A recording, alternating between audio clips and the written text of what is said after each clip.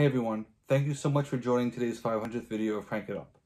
After 500 videos and 4 years of podcasting, none of this would have been possible without the continued support of the people who come back week after week to support the channel. From its very beginning, Crank It Up has always been about community, and that's why the theme of today's episode is going to be community. For Smash Up, the channel started as a community for fans by fans, a place to grow the game, grow the community, and continue the discussion, and I'm really proud of all that we've accomplished. If you follow the Erudia content, you know that community is at the heart of what we do, breaking down the barrier between publisher and player, and through our community content initiative, trying to be involved to get your ideas into our game. You're actually going to see two examples of that today from Beryl and Smalix, two incredibly talented people that I've had the joy of working with, and you get to see the fruit of their efforts being put into the game for the better. If this is something that really inspires you or you want to be a part of, I highly recommend that you join our Discord and get involved today, because the next community content initiative may actually start sooner than you think, and you don't want to pass that opportunity up because it's pretty unique from a game perspective, a chance to involve you in the design of a game. For today's episode, I'll actually be featured less than usual, and instead I'll be turning the spotlight over to our 9 special guests. We have a great panel of people who will be sharing their opinions on various topics as a way of saying thank you to all the people who have made this channel what it is. Without further ado, let's roll right into the first segment, which features an appearance from our friends at That Smash Up channel. Hey everyone, for our first segment, I'm joined by a very special guest, Mark Taylor from That Smash Up channel. Mark has been providing great Smash Up analysis for a while. He's most known for his Best Card of Smash Up series, and also for Who Wants to Be a Millionaire Smash Up Edition, which is very, very hard, and I highly recommend that you check out those videos. Thank you so much for joining us today, Mark. Thanks for having me, Jim. Of course. So for our topic, you and I had discussed that we'd talk about the number one mechanic that you'd like to see in Smash Up, and I'm going to let you take the reins on this one. So what is that mechanic that you'd like to see? So the number one mechanic for me, and I think it'll be shared across a number of people as well, is -1 power counters. And I've got sort of 3 main reasons for this that I've been sort of thinking about. So the first one, it would be very easy to implement into the game. Now, anyone who's a Smash Up fan, you've got loads of the expansions, you've got more power counters than you know what to do with. You could very easily have on one side of the power counter a -1 side, and on the other side, either the 1 as it currently is or a +1, and then the same for the 5 and -5. So I think it will be so easy to bring into the game that I think for me, it's a no-brainer. You've got other things like Titans, they're a whole different thing, you know, a new card. And I think that leads into my sort of next point for -1 power counters, is that it's quite seamless for players. So as players, we've already got +1 power counters. We've already got the concept of power counters. Moving to -1 power counters as well, I think would be quite an easy transition for players. It would be, I would hope, quite, you know, well accepted. It's not something new. It's not something you have to kind of incorporate into the game. It's not like Titans, which I think Titans are quite popular now, but they are something very different. You know, it's not monsters or treasures or anything like that. It's just a seamless transition for the player base. So I think for me, it's a no-brainer. It's easy to implement, and I think it would be widely accepted among the player base. The third thing for me is what it would open up in terms of gameplay. And having -1 power counters, it can be used offensively. So you can use -1 power counters on other players' minions to bring them into range for things like destruction, movement effects, returning to hand, all those sorts of things. But also it can be used, I know you're a big champion of this, Jim, in terms of stopping that power creep on bases. So you can use it on your own minions to reduce their own power, to then not have a presence on the base, not make it easy for your opponents to break it on their turns. And then you can kind of do the 1-2 switcheroo. You can flip those -1s into +1s and have a huge power spike turn where you sort of swing a base that way as well. So I think in terms of gameplay, it would be a really good transition. And I know we've got a lot of cards at the minute that they reference +1 power counters. Retroactively, I'd love to see all them just change the reference to power counters in certain instances, because imagine Kung Fu Fighters, you can move any power counter around rather than just +1s. Giant Ants, you know, the soldier minion, imagine if it just says remove a power counter to prevent destruction. I think there's loads of sort of use cases where you can go back, and -1 power counters would be a really good addition, as well as +1s. And I think it would just make the game way more interesting. It opens up a lot more options for controlling effects, but also as well to stop power creep on your own minions. So I think for me, it's an easy 1, 2, 3, absolute slam dunk, and I would hope to see it in the game one day. But I suspect now we're probably just a little bit too late in the game's sort of life cycle to introduce something like that. So I know that this is something that a lot of people have done in custom factions for Smash Up, or at least tried. Have you ever tried that? I have actually, and I know one of the things you're wanting to discuss was what faction it could potentially fit in. I've not actually done a custom faction, but I've reworked a faction around -1 power counters. And I don't know if you want to get into that now or Sure. if you want to. This is your video, so Yeah, so it's obviously it's a hot take in terms of everyone loves to rework the vampires, but for me, vampires were a great one to rework around minus power counters. And when I think of vampires, I think of they drain the sort of life force of their victims, and they turn people into vampires basically. So for smash up terms, draining the life force, that can just be reducing power on minions, and then obviously turning minions into vampires, that's just taking control of minions. So I kind of reworked my vampire faction around those two core concepts, where you can drop minus power counters and other players' minions, and eventually bring them into range where, when they're a certain threshold, you can then take control of those minions. And then they have a mechanic in there, which I've just mentioned before, around changing those -1 power counters to +1 power counters as well. That's like the big payoff card. So what I'll probably do is I'll either send it through to you afterwards, or I'll leave it in the comments of the video. Because I don't want to go over all the cards now, but people can see it for themselves. As I say, I'll just leave it in the comments. But I think it's a really good, for me, it's flavor for the vampires, but also as well, it makes them into a unique playable faction as well. Really kind of in the mid-tier of power level. I would completely, agree on all accounts that is very thematic, that it would be unique. Negative power counters are tricky because there's a couple of things working against them, one of which you've already mentioned. What do you do with the retroactive cards? Can every card place power counters? I know for a fact that there'd be some problems if every card could place power counters, and how would you decide which ones? But certainly the removal of counters, anytime you can remove a positive counter, you should be able to remove a negative counter. That seems like, a no-brainer. But one of the things that stands out to me is there aren't a lot of negative actions like a daisy chain or grumpiness or an ancient curse that lowers the powers. So how would you accommodate that with, and I think you already alluded to it with, the reversal, because those actions are pretty much stuck there for the whole game. So do you think that you could find a way around the fact that this is not the idea of slowing somebody down is not well represented in the game? Yeah, I suppose just on the first point there, the power counter thing, I think you retroactively wouldn't have them all so that they may plus and minus power counters. I think you'd have to have some distinctions in there. But it's interesting, I was looking back through cards, and they all reference +1 power counters, which seems strange, because if they weren't planning on bringing minus power counters in, why even mention the plus in front of them? But that's an aside. I think in terms of how you would sort of balance the whole kind of, once a negative stuck there, it's stuck there kind of thing. I think you would have to kind of incorporate that into more factions as well, in terms of being able to counter some of those plays. So more factions using positive power counters to restore the power of minions, changing actions so that they can give +1 power counters or remove -1 power counters. So similar to like a disenchant effect, where you see a disenchant in lots of different factions.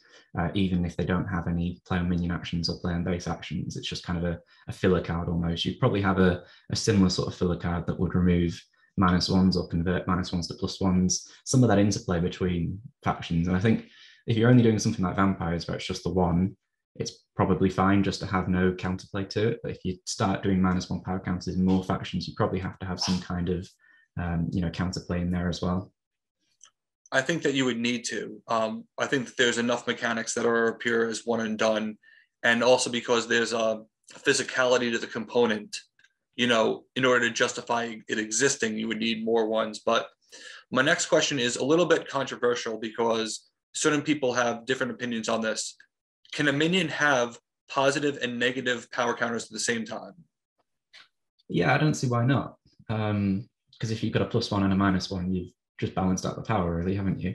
I suppose in that instance, if you had a +1 and a -1 and you had a card that said flip all the minuses, that wouldn't be an issue as well, because you just turn the -1 into a +1 and then you're back to +2 power basically. So yeah, I don't see that there would be an issue in having a plus and a minus. And you can have an effect that maybe says remove all power counters, or remove all minuses, or remove all positives, or whatever you might want to have on there. Now, let's say that you were in charge and this is going to come to light.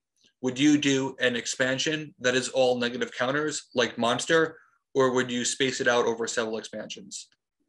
I would probably do an expansion dedicated to it, because I think Monster Smash was a really great expansion, and I thought there were 4 really interesting factions in there, and it really brings that mechanic through when you have it all in, dedicated in an expansion.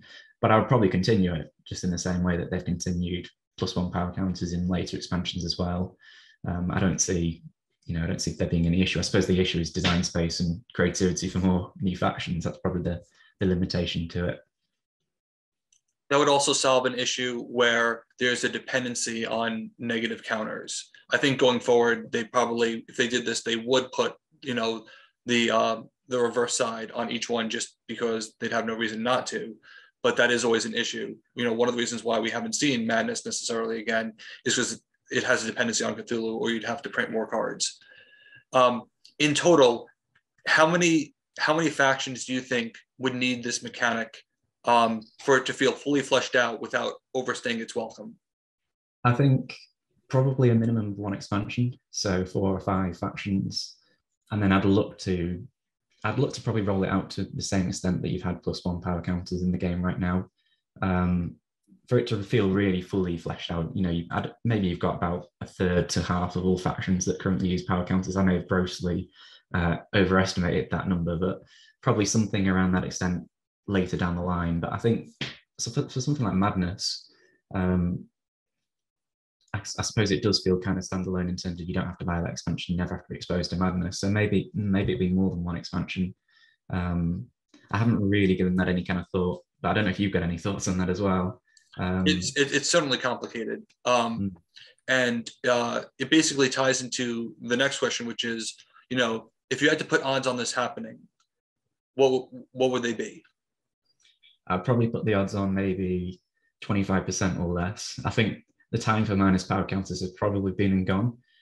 And it takes me back to that wording, why they worded all cards now saying +1 power counter. Maybe they had plans or ideas to include a distinction there, a -1 power counter as well. But I think so late in the game's life cycle, it's probably been and gone at this point. It's probably condemned to sort of custom factions only at this stage, sadly. There would need to be a clear hierarchy that, like, you have counters. And because we encountered this, like Purge the Demon is a great example. It says remove all counters on a card. Well, yeah. That's like the one card that can actually do things that's above, what you think it's going to do. And that seems like an oversight, kind of accidental synergy where Smash Up, for all of its, great things that it does retroactively say, well, that's what the card says, so that's what it does. I think it would be easier if it had existed from the very beginning of the power counter life cycle. And it's like, there are counters, there are +1, there are -1, and there are summon cards that interact. I do think, though, that players would be willing to accept errata in this area, in order to do it right. My only concern personally is, how do you prevent it from someone being like sharks, and I'm just going to start eating everything alive and, really slowing the game down. But I think if you use the negative power counters carefully and wisely, especially on yourself, I think that is that's begging to be explored. That's the thing, yeah. I thought the question about it being, being too negative for the game, slowing the game down too much to an extent, I thought that question might come up. But to me, I don't really think that would be an issue, because in terms of power creep now, if you got a destruction card or a return to hand card, you've effectively removed, let's say, 3 power from the game, or you've rolled back a turn if you're returning it to hand. But if you just add 1 minus power counter to a minion, they've only lost 1 power. They've still got presence. They haven't lost their turn in a sense. So I think for me, it would be too slow for the game. I don't really think that would be an issue in terms of minus power counters. I think, if anything, it's better for the game than things like destruction and returning to hand. As much as I love destruction, I think it would be it would probably be better for the game. The one thing I'd throw out, just get your quick opinion on, is would you see any other effects combining with -1 power counters? Like if I were to say to you, minions with negative power counters can't move, or minions with negative power counters, do X, something that actually makes them distinct, that it's not just the loss of power, but that there are other effects that you could pour in and tie to that. How would you feel about that?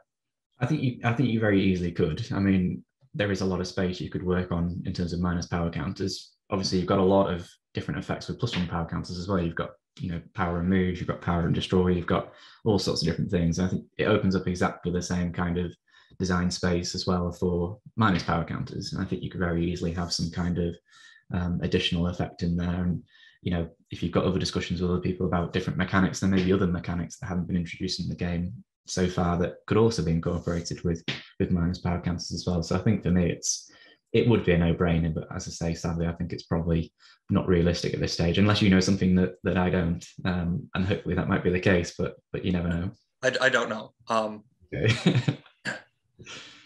Well, thank you so much for joining us today. Please check out that Smash Up channel on YouTube. And Mark, thank you so much for being here today. Thank you very much for having me, Jim, and congratulations on 500 videos as well. That's an amazing milestone.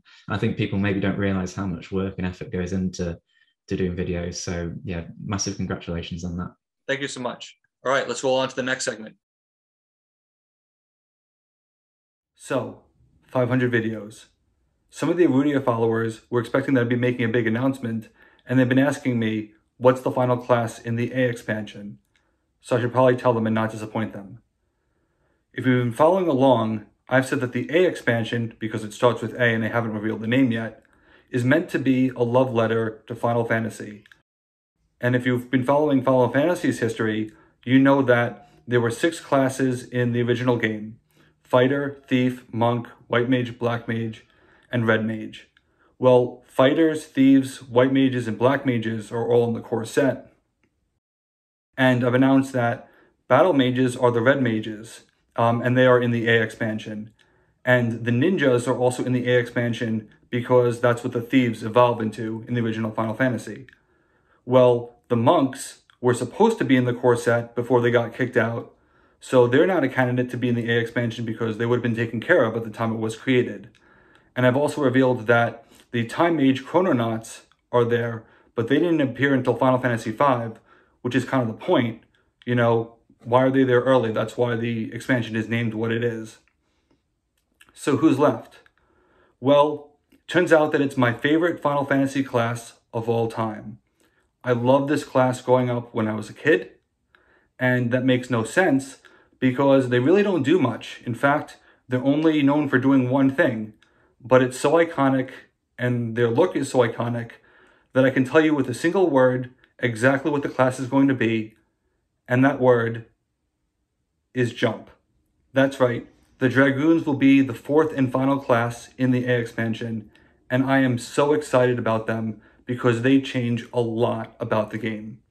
They had a very complicated development history because I'm emotionally attached to this class, being that it was my favorite growing up. Even before I played a single game of Erudia, I had to rewrite this class probably 3 or 4 times from scratch to get it right. And there's a long history there, but I'm not going to get into it. I'm going to jump, right to the end for the sake of time. So what do they do if their iconic ability is jump? Well, jumping has very specific meaning in Final Fantasy that doesn't really lend itself to game mechanics very well, at least in a way that can be used by other people. So I had to think, what is it that jump actually does at its core? And it's an attack of greater intensity that occurs later. So it's an attack of greater intensity. It's an attack. It's the ability of any unit that has an attack to attack again. And this is massive because it changes the way that you look at attacks entirely. When you see an attack, you think it's a powerful ability, but it only occurs once. It's not as good as an engine. Well, that is completely gone now. Think about it. Your gladiators, your brigands, all those classes, all those units that have a powerful attack that you think is only going to hit you once, now it's going to hit you multiple times. And what's really important is that there's no loss of positive equity. The unit never leaves play, any attachments, any tokens that you put on it, you get to keep them. In fact, we see the opposite of this with Shrike, one of their acolytes and one of my favorite acolytes that they have. Shrike gets stronger the more powerful she attacks in the same turn. And this can get really crazy because the Dragoons have the ability to attack 5 times in a single turn. That would make Shrike be 18 power or 15 power that you can give to another unit. And this is just an example of where attacking multiple times really starts to matter. If the cavalry are going to be movement momentum, think of the Dragoons as attack momentum. But in their secondary, they provide a lot of value because all those primary attacks that you think were one and done, they're no longer done. You can reuse them. It greatly enhances the threat level of the classes that they're paired with, and you have to think that they can make a big play at any particular moment. Obviously, on future Spoiler Sundays, I'll have more to say about the Dragoons, but I could not be more excited to finally begin talking about them. They have a really diverse playset. You'd be surprised at some of the things that they can do, but it makes perfect thematic sense. And they were my favorite before the game even, started being played. I wouldn't say that they're probably my second favorite now, in all honesty. The Chrononauts, I just love them to death. But Dragoons, I'm so excited for them. I really hope that you start following the spoilers on them because there are really exciting things.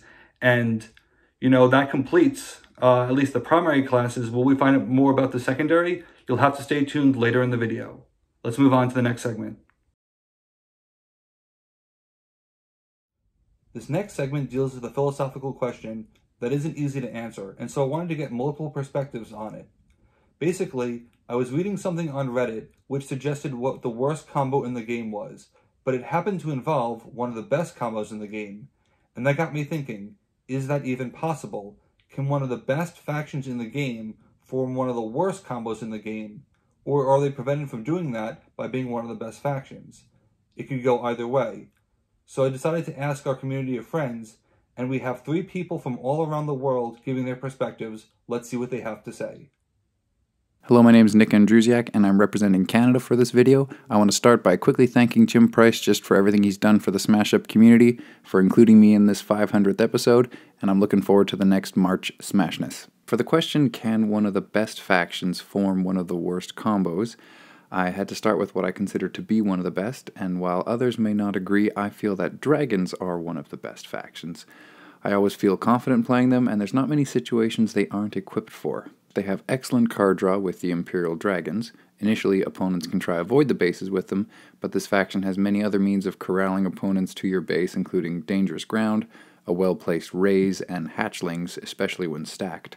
Second, the Wyvern is one of my favorite 4-powered minions, with multiple methods of power swings at its disposal, with some average destruction and breakpoint reduction. They also have 2 solid specials in the form of Dragonlands and Intimidating Presence, and the telegraphed but still great Bring Down the Walls, which acts somewhat as a special, providing 2 extra minion plays over the game. And while it's essentially the end goal of their entire strategy, I save this final point for last so as to not overshadow the previous 3. I find the Great Worm and Ruins to bring a very fun and unique mechanic to the game, and my opponents always have to take the knowledge of them into account. So needless to say, I love the dragons, and with them, I even won the 27-player Smash Up tournament I host every summer for the first time, back in 2021. So after some thought as to what would clash with them most, I quickly settled quite ironically on the Polynesian Voyagers. For some backstory, I was previously featured on Jim Price's video on 8 Factions Bandit Just Doesn't Understand, where I defended the Polynesian Voyagers, even listing dragons as a possible partner. I'll humbly admit now that I hadn't actually tried that at the time, and if I had, they wouldn't have made the list. I assume it mostly had something to do with the idea of putting a sun tattoo on the Great Worm and my overall preference of the dragons, but after actually playing them, I found basically everything the dragons are trying to do is either hindered or simply ignored by the Polynesian Voyagers. Primarily, dragons want to constrict opponents' options, forcing them to play on specific bases and then penalizing them with power reductions, forced discards, and at worst, VP reductions. The Polynesian Voyagers, on the other hand, want to add bases and spread out, giving more options to your opponents to avoid your traps. This affects the overall strategy further, as with more bases available, you'll need to spend more of your resources to try and hit the most important ones, which will thin your hand and options.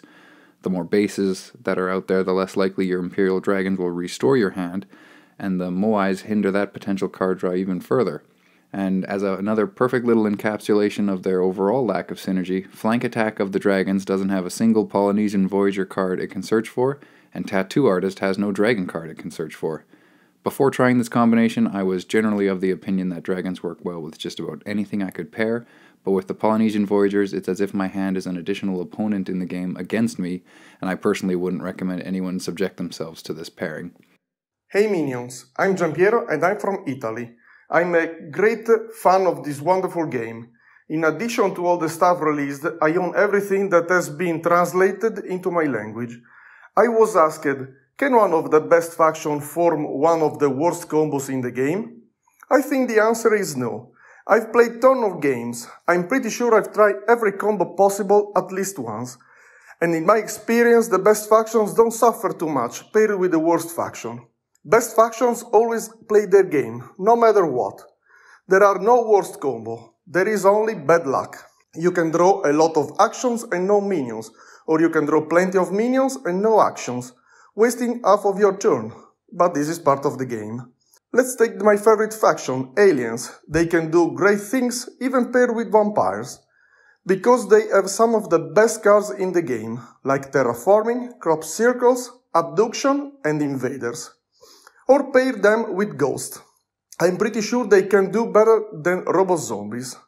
As we know, vampires are the bad faction, if not the worst. But good faction or bad faction paired with them can create good combos, not worst combos. For a best faction creating a worst combo means that the faction wasn't a best faction. Thank you for this great opportunity and experience. I would like to close this speech with a phrase that I always want to say. Let's shut it down. Hi everyone, this is Chucky, greetings from Germany, and of course, thanks for having me to Bandit. So, can one of the best factions in the game form one of the worst combos? To answer this, we first have to ask ourselves what a bad combination is in the first place. I think there are two ways of looking at this, and the answer changes with the definition. The first way to look at it would be in terms of strength. If we were to pick up this combination in any match, what would that mean for our chances of winning? I think here the short answer is no. There is no way for one of the best factions in the game to form one of the weakest combinations for that matter. I think so because, in my opinion, there are some factions that are so good on their own they always give you a shot at winning no matter who you pair them with. These factions I'm thinking about are the likes of robots, zombies, Ghosts with their Titan, and a few others. I think these factions are in a tier of their own, and they're so strong that no matter who you pair them with, just by virtue of having one of them in the mix, you'll be far from one of the worst combinations in the game. The other way to look at it would be in terms of synergy, and here I think the result is less clear for the best factions in the game, because if we are judging our combination not by how strong it is, but by how well the pieces fit together, how well the factions support each other, how well their game plans match, there I think it's absolutely possible for one of the best factions to form one of the least synergistic combinations for that matter, because regardless of strength, every faction has their likes and dislikes in the partner and different things they bring to the table themselves, and no matter how strong you are, these things might match up or might match not at all.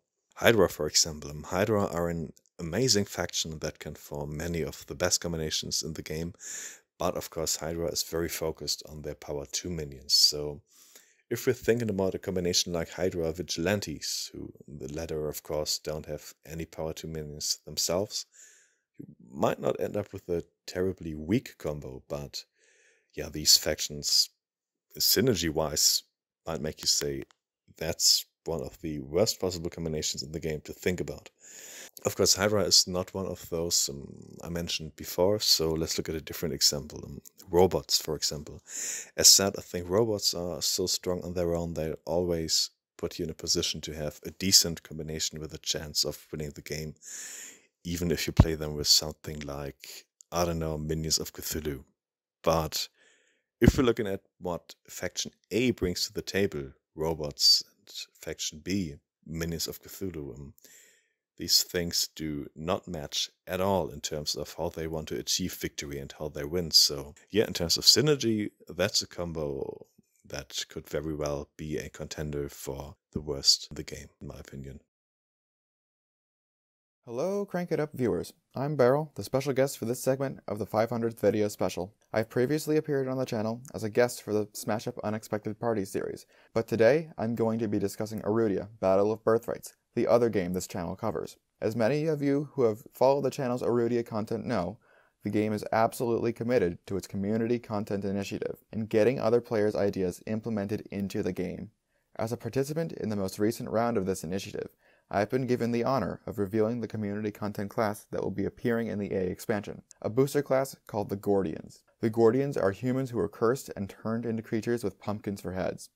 Each of them have a powerful unleash represented by their head, which can be repeated for more powerful overall effects but diminishing returns. This is facilitated by the class's focus item, the Pumpkin Seeds, which places a charge on an allied unit and allows it to use its unleash an additional time that turn if you wish. The seeds were one of the first cards in the class to reach its current form, and according to Bandit, they stay quite relevant throughout the lifespan of the game. Any unit with an unleash ability worth repeating is going to love the seeds. For a clear example, look no further than Ayla of the Scouts in the core set. For now, though, let's look at the acolytes the class actually has, starting with Schmalix, whose ability clearly and concisely communicates what the class wants to do. He starts with a single charge, and when he unleashes, half of your rival's cards in hand are set aside until your daybreak. The cards aren't returned to your rival's deck or played in any particular fashion. They're simply removed from the game for the duration of the effect. Although this is not a technical description of what actually happens, I would like to think of it as the cards being temporarily banished, then returned to where they were before. Normally, if your rival has a 10-card hand when Schmalix unleashes, then 5 cards are set aside and your rival has 5 remaining. However, if you use the Sheaths on Schmalix and unleash with him twice, suddenly your rival only has 3 cards for their next turn. If your rival was relying on having the right cards in hand at the right time, then it's very, very likely that they'll no longer have them for that turn, effectively buying you a whole turn to breathe and set up your own game plan. A similar pattern is mirrored by the other acolytes, each suppressing different aspects of your rival's actions. Crithm detects rival units before canceling their abilities, preventing engines from firing or other powerful unleashers from activating. Valeher destroys deck manipulation and comes with a built-in second head, potentially removing powerful cards that your rival may have been relying on seeing from a deploy or top deck. Kotara power locks a rival unit at half its current power and damages his battlefield, preventing that unit from increasing in power for an entire turn and advancing your cause more directly. Last but not least, none other than yours truly blocks off any use of your rival's support tactic or use of their discard. If it's not obvious by this point, all of the acolytes are named after contributors to the Gordian project. I could go on for quite a while about the merits of each of the acolytes, but now it's time to look at how the acolytes fit into the rest of the class. As the acolytes have suggested thus far, the overall goal of the class is to mess with your opponent in unique and novel ways, stalling them and buying time for your primary to work its magic. All of the other cards are designed to somehow mess with your opponent's plans, stall them, or incentivize them to look away from what they want and instead look where you want them to. Entangle, their double feature action, is a simple and clean way of expressing this, power locking a unit for one turn like Kotara, and drawing a card to help you with your own plan. It also serves to power up Scarecrow, the class's main payoff action. After you power lock a unit and reduce its power, Scarecrow gains charges, which can be used to move rival units off of its battlefield. Additionally, Scarecrow has a loot ability to give you a VP if your rival does not have much power there. Although it may seem like this won't trigger often, if you use the card correctly, not earning the VP may be just as valuable as earning it. An example may help illustrate this. During a game towards the end of the changes to the class, Scarecrow was crucial in helping me win a game against Bandit. On a previous turn, I had parked it on Crystal Caverns, and on turn 8 out of 9 of the battlefield being in play, I dropped 7 power there, then double unleashed myself to take out both his support tactic and discard pile. He was playing Cleric Heavions, and with no power previously on the battlefield and no options to overtake me with, he was forced to drop Alpha and concede the battlefield, barely preventing the loot ability from triggering. Thanks to my unleashes, he had no way to overtake my power there, and didn't want to give me not only the solo capture, but an extra VP and all my items on top of it. So, he had no choice but to drop the one unit who could most efficiently get to 4 power. He has said that this was his fatal mistake that game. As for the rest of the game, he was forever 1 unit away from doing what he desperately needed to do. So take this as a lesson that not only can you beat the bandit at his own game, but also that the abilities of a card go far beyond those printed on it, something which applies to many of the cards in this class, both revealed and unrevealed. The last thing I'm going to talk about is Treasury and Acolyte drafting, both how you draft as the Guardians and how you draft against them, because both are equally important. When drafting your Acolyte, the most important question to ask is, what does your opponent rely on to make their plays work? Is it their hand? Use Schmalix. Their abilities? Use Krillum. Deck Foresight or Manipulation? Use Valahir. Sudden Power Growth? Use Kutara. Their items or discard? Use me. Or, draft me anyways, because I'm clearly the best one. When playing as the Guardians, some good treasury items to draft are the Azuran Idol to grab an additional Guardian tailored to the current situation, the Dowsing Rod to grab one of the 2 traps, or in a pinch some seeds, and the Tears of Undyne to combo with their ambush action and facilitate a surprise double score. Against them, you need to think about how they mess with you and how to deal with their threats. Although the Ashes of Ifrit are almost essential for dealing with their traps, you'll still be stuck between a rock and a hard place when it comes to actually using them. The Sylvan Boots can help your units get around their area control action if you don't normally have any movement. However, beware of Krithim canceling the boots constant, because it's happened multiple times, where losing that 1 health allowed the attached unit to be defeated. You may want to take the Tears of Undyne yourself to guard against their ambush card, because if you allow it to, it has the potential to not only swing 1 battlefield, but cause another one to score right afterwards. The Guardians were a joy to help design, and are an amazing testament to Erudia's commitment to community content. I would highly recommend joining the Erudia Discord and participating in all of the future community content opportunities. Who knows? Maybe your name will end up on a card that you personally had a hand in designing in an officially published class. The design process was a lot of fun, and full of chances to get ideas in, from the first pitch of the class to the final tweaks. That's all from me for today. Here's the 500 videos of Crank It Up. It's time for another Around the World Roundup. This time the question's going to be much easier. What's the most overlooked or underrated faction? We always talk about the ones that are extremely strong or popular, but what ones are hiding in plain sight? Let's see what our friends around the world have to say. Hello guys, my name is Pablo. I'm from Mexico City. This is my answer to the question, what's the most underrated or overlooked faction in all of Smash Up? I admit that for a time, my board gaming group and I got a bit disappointed by the Luchadors faction. Not because they weren't fun, but because they weren't thematic enough. What do I mean by that? To answer that question, let me give you a bit of backstory into why the Luchadors are that way into the game. As many of you know, Luchadors are part of Mexican pop culture and have been that way for decades. In the 60s, there was a full genre of B-movies dedicated solely to wrestlers fighting classic monsters like Dracula, the Mummy, and, for example, ghosts like La Llorona. Those flicks had everything: science fiction, mad scientists, surf music, because there's no better horror music than surf music, of course. Even some of the art in the cards make references to those movies. For example, the Señor Mucho Slam versus the Monsters. Señor Mucho Slam is the stand-in for El Santo, who is the most popular Mexican luchador ever. So of course, when Smash Up announces the Luchadors faction, I got them as soon as I could, trying to recreate such fights with my friends. Sadly, the faction didn't seem to match well with werewolves or vampires. There's just very little synergy between them. But I carry on playing, and I decided to bring you a few combinations I found interesting. Crank It Up and other Smash Up forums have already spoken of the ancient Egyptians luchadors pairing, or the fairy plus luchadors combination. But if you really don't care about your friendships, I recommend the Kitty Cat luchadors. Kitty Cats give you extra control, additional action plays per turn, and extra play on minion actions to release your combos. However, you have to be careful, since they hardly have enough power to break bases by themselves, and in multiplayer, opponents will run away from you, like the plague that you are. Cyber Ape luchadors are fun, kinda feel like playing with very violent elves, since you can play your Cyber Ape actions on the opponent, granting them buffs just to get an even bigger reward for yourself with your setup actions. My final recommendation is Spider-Verse luchadors. I know the Marvel set is not for everyone, but it helped me to bring a new generation of players to the table to try Smash Up. Spider-Verse gives you much needed card draw and presence on bases you might be away from, with but a touch of additional action and minions. Okay guys, hope you like these combinations. Thank you for the chance to participate with the podcast, and keep up smashing. Hello, my name's Jeff. I'm representing the Peruvian culture. My family's Peruvian. My mom was born in Huánuco. My dad was born in Callao.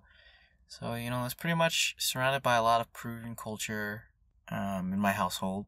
So, and I played the heck out of the Incan faction that came out. Gotta love the actions played on bases, but I digress. I'm here to answer a question. What is the most underrated faction in Smash Up, or overlooked faction in Smash Up? And after a lot of debate with my own personal group, I came to the conclusion, my opinion, the most underrated faction would be dinosaurs. Especially nowadays, because with a lot of newer factions in Smash Up, like New School Smash Up, playing multiple cards more than your standard action and minion play per turn is staple in a lot of the new stuff. And dinosaurs is just the definition of old school Smash Up, because unless it's combo with something else, all they really do is play one minion and one action. And big boys at that. So you sacrifice that value of playing more stuff just to have like King Rex on the board. So I do feel like they're overlooked for sure because of that, because they're so slow and clunky. I mean, there are factions that kind of generate extra minion play, but the majority of the time it would be minions of certain lower power levels, and that doesn't really fit the dinosaur faction as often as it should. That's definitely why I feel like they would be overlooked, because especially with my own group of friends, we at least I personally hardly touch dinosaurs. My friend did try to do a Granny's dinosaur combo one time just to look for King Rex. Didn't really work so well.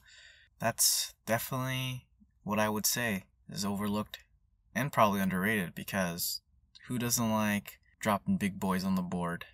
If only it wasn't so slow. But thank you. That's my response to that question, and I'd like to shout out to Crank It Up, Smash Up. Hell yeah. Hello, fellow Smashers. My name is Quality Mojo, and I live in Paris, France. So today, Jim told me to talk about the most underrated faction in the game. I had a few options. I could have talked about the princesses, but Jim already did it twice the last 2 weeks. I could also have talked about Star Roamers, which I love, but Kevin Records already did an Unexpected Party episode on them. So I decided to talk about the Kings of the Mountain, the true masters of treasures, thieves. Ah, thieves. I've seen a lot of people talking about thieves in the past, but today, not so much. Although they are still really fun and can be quite powerful with the right partner. They have a rather slow game plan and mostly explode mid to late game. And by game plan, I mean accumulating treasures in hand to play big cat burglars. Simple, isn't it? So, which factions give the thieves the potential to achieve their goals? I will briefly talk about one of them, the Disco Dancers. Disco Dancers give thieves a lot of consistency. Card draw, to help them getting to their best cards. Extra minions, to burst with cat burglars. And a few ways to recur cat burglars and play them again and again. One neat trick is using Disco Loo to get back thieves' powerful special, Clever Distraction. They can have explosive turns. Imagine playing a diva on one turn and then playing Celebration. It's Raining Man, 2 cat burglars with 3 treasures in hand. To finish with Potion Bandolier, you go from 3 to 21 power without barely any power creep. Ooh la la, this is really powerful. Do you have a favorite Thieves pairing? Leave it in the comments. Thanks to Jim for inviting me to his channel, and thank you for watching. You can join me on the French Discord server if you want to play a few games of Smash Up. See you next time, guys. Let's shut it down. For this next video, what you're seeing took way too long. We had too much fun and had 30 minutes of content just talking about ideas. What you're going to be seeing is a subset of those ideas relevant to the Erudia mod, and I'll probably release the full video later, so let's check it out. Hey, welcome back, everyone. For this next segment, I want to welcome Smolix from our Erudia team. Today, we're going to be talking about the role that acolytes play and the potential for hidden acolytes or additional acolytes within the game. Smolix, thank you so much for joining us today. Thanks for having me, Bandit. Glad to be here. Can you tell us a little bit about yourself before we get started? Yeah, so I'm Schmalix, Alex. I am a speech language pathologist by day. I've been a big fan of board games for a long time. Many board games, including Smash Up. Smash Up was what led me to originally to Crank It Up. I had been following the channel for a while, and when I heard about Erudia and Bandit recruiting some more playtesters, I got in touch with him and jumped onto the team. I was a relatively late addition to the Erudia team, the Erudia playtesting team, but ever since I jumped on, it's been a huge passion of mine, and I've been really excited to be a part of it. And you've made a tremendous impact, and I'm really excited to talk to you today to hear more about your ideas for these acolytes. For those who aren't familiar, acolytes represent playable characters like in an RPG. If you are the main character, the protagonist, you may have supporting characters who are special and not just NPCs. And that's what these acolytes represent. Because they are unique individuals and because they are draftable, we have the opportunity to add more into the game as we see fit. It's a fun way of revisiting classes from the past down the road, or we could do it at any given time that we want to. So today we're going to do something fun, and we're going to design some on the fly. I want to hear what Smolix thinks for some of the acolytes. So Smolix, take it away, starting with the cavalry. Yeah, for sure. So a little bit of context. When I first started thinking about this, I kind of did it through the lens of, okay, what does this class need? And then the more I thought about it with that wording, the more I soured on that. And I thought, well, this should be a complete product. They shouldn't need anything. And so I kind of shifted the way I was thinking about it a little bit and thought more, what is something that a class in the core set kind of dabbles in? So it already has, but that could be explored more deeply. And that's the way that I wanted to think about it. So thinking about the cavalry, one thing I noticed about them that I thought was interesting is that they're one of the classes that deviates from the, standard quantity of minions, actions, and items. They have more items than average. And I think that's interesting because they don't have any cards that explicitly interact with items or with weapons, like the other classes that deviate do, like knights and chemists, who also have more items, but it's obvious why they have more items because of the interactions. Cavalry don't have any specific interactions that I remember, at least, with the sort of extra items that they get access to. And I thought maybe like exploring that would be kind of cool. What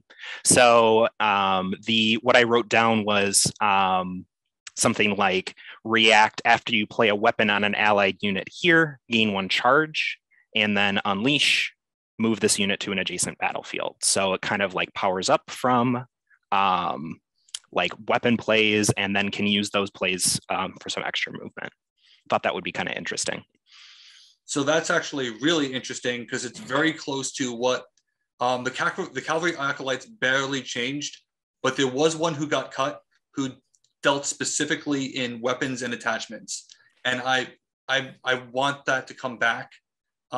So the fact that you're saying that it should probably means he was meant to be a depot style one where you run to the base, you pick up something, and then you keep moving on. And so it was like in the mold of a Sleipnir or an encampment. Yeah, I can see that. And I also was thinking, I guess, a little bit more specifically too about, an acolyte. There's 3 copies of the halberd in the secondary version of the class.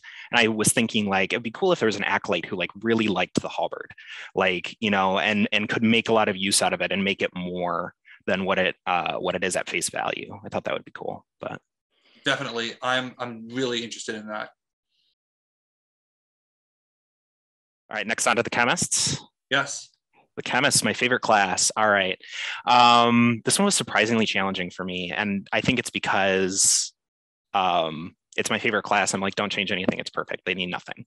But again, kind of thinking about that theme of what do they dabble in that could be explored further. And something I noticed was that they dabble a little bit in protection and cloaking,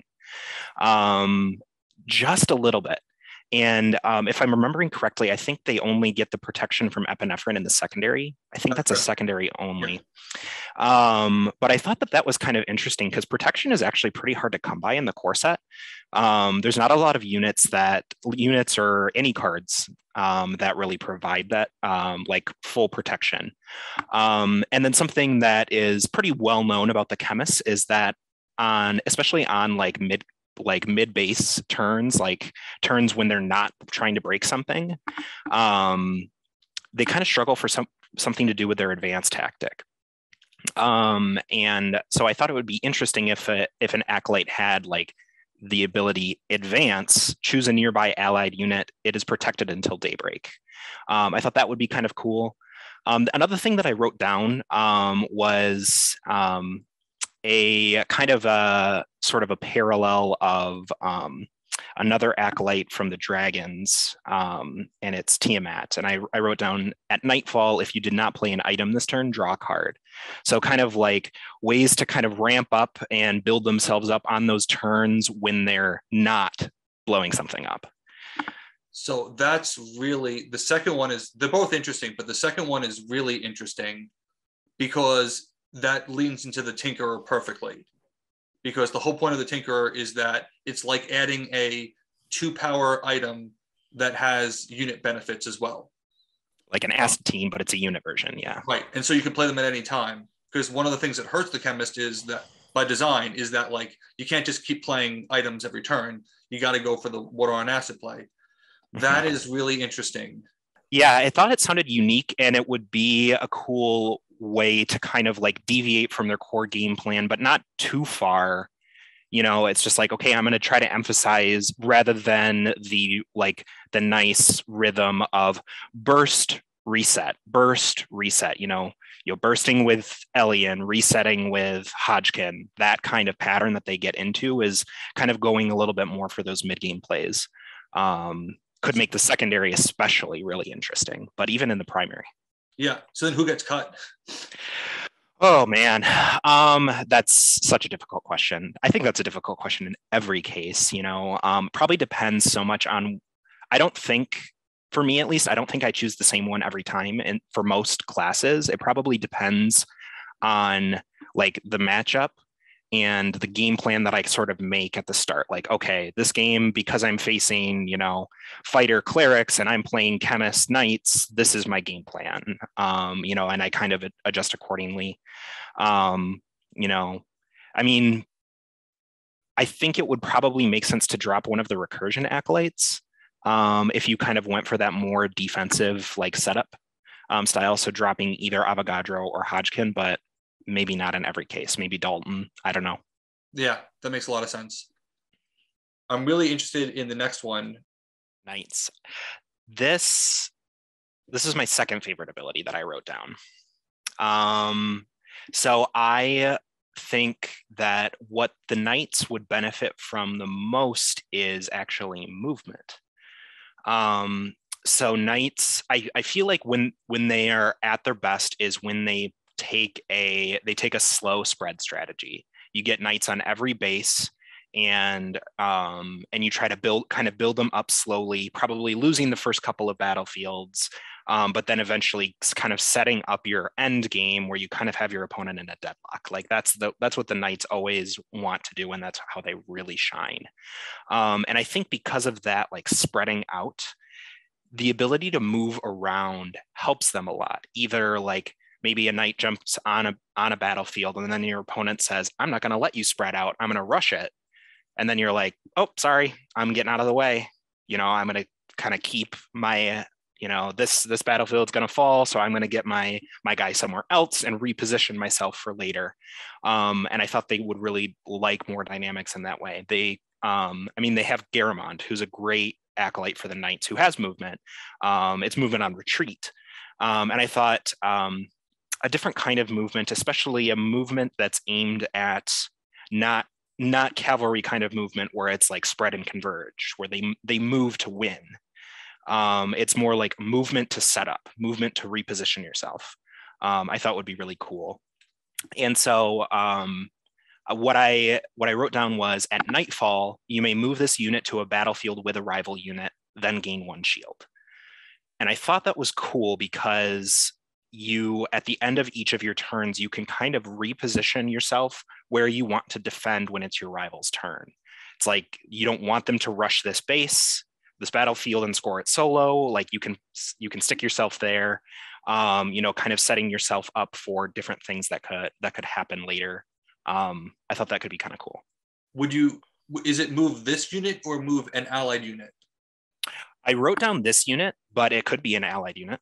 Okay, if you change it to an allied unit, that would be great for Cher, who wants to be losing. It would be great for Garamond to say, you know what, like, you're going there, I'm going with you. Yep. And it would reinforce the barricades. Yeah, we couldn't give them too much movement because I think knights are crazy when they're done well. But yeah, so I 100% agree. I think this came up in a game with somebody once where I drafted the Isidos and they're like, why? I'm like, knights want presence on every battlefield. The Isidos helps with it. And yeah, that's certainly interesting. And I like the fact that it's at nightfall because it's specifically oriented on the rival turn as opposed to daybreak, which tends to be oriented on your turn. Yeah, and I think that was important to me too in sort of differentiating from a cavalry style movement. It's like this ability is a nightfall event. It is not for like converging. Because it can't be. It's like it's for repositioning and defending, which made more thematic sense and made it more mechanically distinct in my mind. And like I said, we can do this at any time. It's great. There's no upper limit. The upper limit is space. It's a great way to revisit classes that, maybe you want a fresh take. And, some people may be wondering, how much of a difference does this make? It makes a crucial difference. Ask anyone who has drafted the Lamia Lyre as the 13th royal item. Like, it's so much harder to cut out that 5th item that you want. Yeah, absolutely. And I think, it's so interesting because there's all of this like dynamic now of, like when you're in the core set, when you're facing your rival, that they at least have all 5 of their acolytes.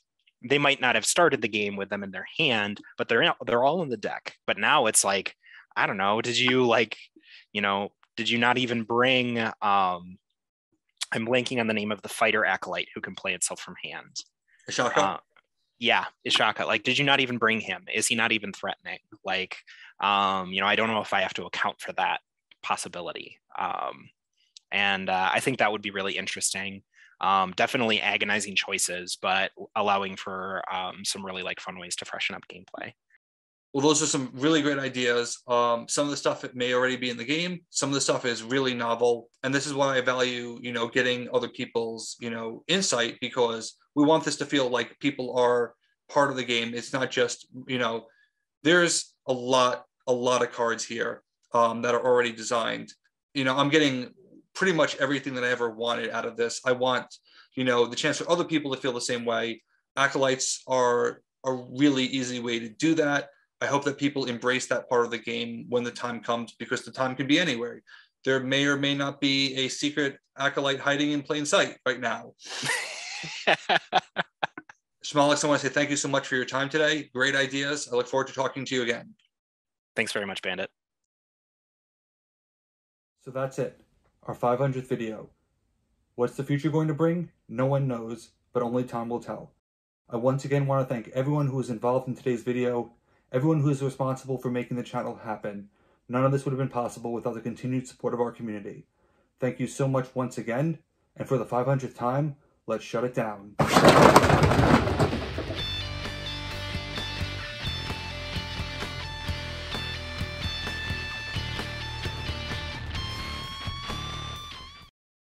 Oh, you're still here. Well, thanks for that.